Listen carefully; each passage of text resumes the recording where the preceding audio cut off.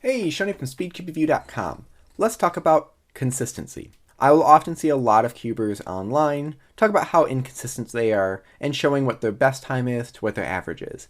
And more often than not, it's the exact same consistency as some of the top cubers out there. A little while ago, I did a little poll online and asked people what their times were for their average of 100, average of 12, average of 5, and single best. And they were all very close. So as far as the times, of course, they vary a lot if your averages are a minute or if they're 10 seconds. But what I found, if we took your average of 100 as being, let's say, 100%, the average of 12 ended up being around 92%, the average of 5 was around like 85%, and then the average single was around 65%.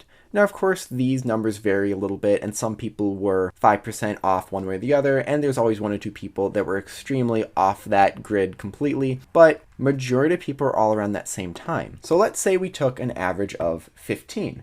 If you average about 15 seconds for your average of 100, then your average of 12 might be about 13.8 seconds. Then we could say your average of 5 is around 12.7 seconds. And we could say your personal best might be around 9.7 seconds. Same thing, let's say if your times are around 1 minute. So if your times are around a minute, your average of 12 might be 55 seconds.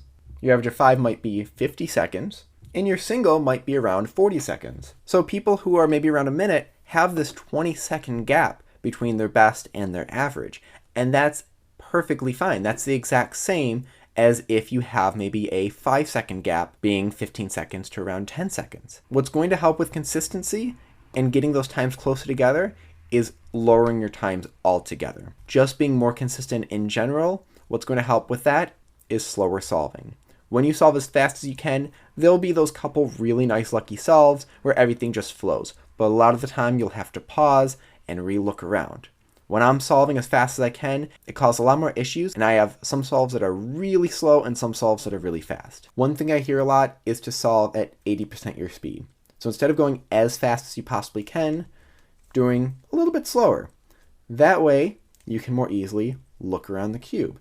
That way, as I'm solving this, I'm not worrying so much about my speed, but just trying to get it so I can look around the cube and not worry about where all the pieces are. This also gives me more of a chance to find different shortcuts, different ways or tricks to not have to do those W moves like I just did there. Now, like I said, that might be a little bit slower solved for me, but it was consistent, it was smooth. So let me know in the comment section below what your times are. You don't need to say the actual times if you don't want, but what the percentages are. So the way you find the percentage is you take, let's say, your average of 12 and divide it by your average of 100.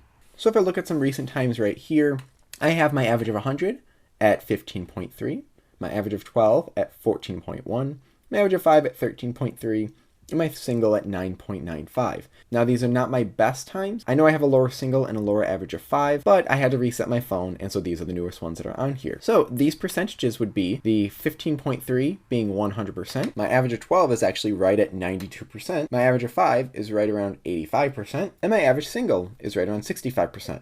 So like I said, let me know what your percentages are in the comment section below. Hit like and subscribe for more content like this in the future, and as always, stop by speedcubereview.com for more news and reviews.